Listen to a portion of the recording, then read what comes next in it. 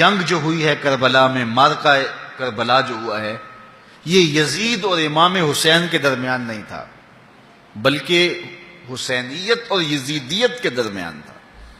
یعنی یہ شخصی لڑائی نہیں تھی، بلکہ نظریات کا تصادم تھا۔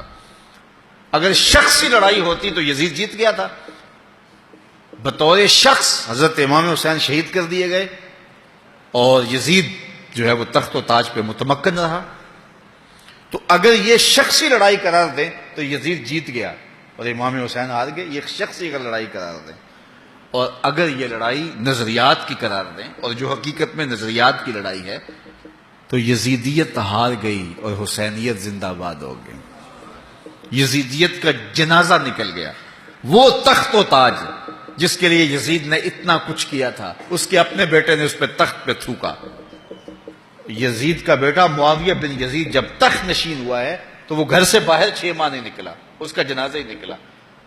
تو لوگوں نے کہا آئیے نا تخت پہ بیٹھیے، کہا میں اس تخت پہ نہیں بیٹھنا چاہتا جس سے آل پیغمبر کے خون کی بو آ رہی ہے، میں نہیں اس تخت پہ بیٹھنا چاہتا۔ اور پھر اس کا تخت سمٹ گیا، اس کا نام مٹ گیا، کلنج کے مرض سے تڑپتا ہوا مرا اور انتہائی ذلت کی موت مرا، رسوا ہو گیا، اس کا نام بھی باقی نہیں ہے۔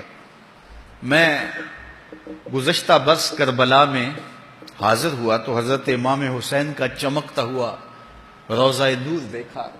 وہ لمحے بڑے دردناک تھے جب ہم کربلا میں پہنچے اور رات کا موقع تھا، تو ہمارے ڈرائیور نے کہا کہ یہ نہر فرات ہے، وہ نہر فرات جو چمکتی رہی اور جس کی لہریں اچھلتی رہیں، اور کربلا کا یہ مقدس قافلہ پیاسا رہا۔ تو عجیب قلب کے اندر کیفیات کا ایک جہان تھا۔ یہ تو امام حسین کا روضہ ہے نا، لیکن یزید کا نشان نہیں ملا۔ میں نے تاریخ کی کتب میں ڈھونڈا کہ یزید کی قبر کہاں ہے، تو مجھے تاریخ نے بتایا مزبلہ دمشق، دمشق کے اندر کوئی جگہ ہے جہاں لوگ کوڑا پھینکتے ہیں، تو اس کوڑے کے نیچے کہیں یزید کی قبر ہے۔ نشان بھی نہیں ہے کہاں ہے، لیکن اتنا پتا ہے اس روڑی کے نیچے یزید کی قبر ہے۔ یزید کی قبر مزبلہ دمشق میں، اور امام حسین کا قبضہ آج بھی کربلا پہ۔ تو یزید کا نام مٹ گیا، اس کا تشخص مٹ گیا، امام حسین کا نام بھی باقی، آپ کا ذکر کی باقی، اور آپ کے تذکروں کی خوشبو بھی باقی۔ تو یہ شخصی لڑائی نہیں تھی۔ میں نے اس دن عرض کیا تھا کہ طلحہ بن عدی بن حاتم نے 30,000 لوگ پشت پہ کھڑے ہونے کی بات کی تھی، لیکن امام نے اس پیشکش کو ٹھکرا دیا تھا، اس لیے کہ آپ حق اور باطل کی راہیں اجالنا چاہتے تھے، اور وہ انہوں نے اجال نہیں۔ حضرت امام حسین کی شہادت کے بعد بھی یہ جنگیں جاری رہیں۔ مالک اشتر کی قیادت میں مختار سقفی کی فوجیں ابن زیاد کی فوجوں کے مقابلے میں فرات کے کنارے لڑ رہی تھی۔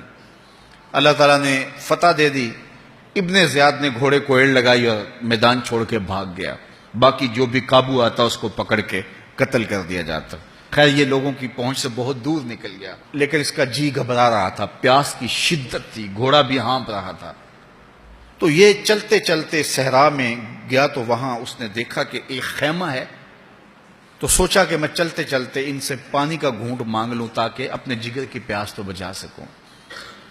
تو اس نے گھوڑا کھڑا کیا اور ہانپتا ہوا اس نے پردہ اٹھایا، دیکھا تو خیمے میں امام زین العابدین قرآن کی تلاوت کر رہے تھے۔ تو جب اس نے دیکھا تو ایک دفعہ تو شرم سے پانی پانی ہو گیا، لیکن مرتا کیا نہ کرتا، پیاس کی شدت تھی کہ حضرت پانی دیجئے۔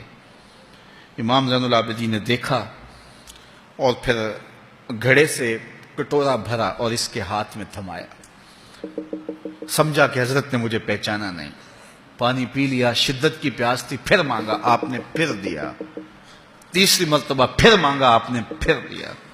3 کٹورے پانی کے پینے کے بعد امام زین العابدین سے کہنے لگا حضرت شاید آپ نے مجھے پہچانا نہیں۔ امام زین العابدین ابھی تک ضبط کیے بیٹھے تھے، آنکھوں سے موٹے موٹے آنسو نکلے۔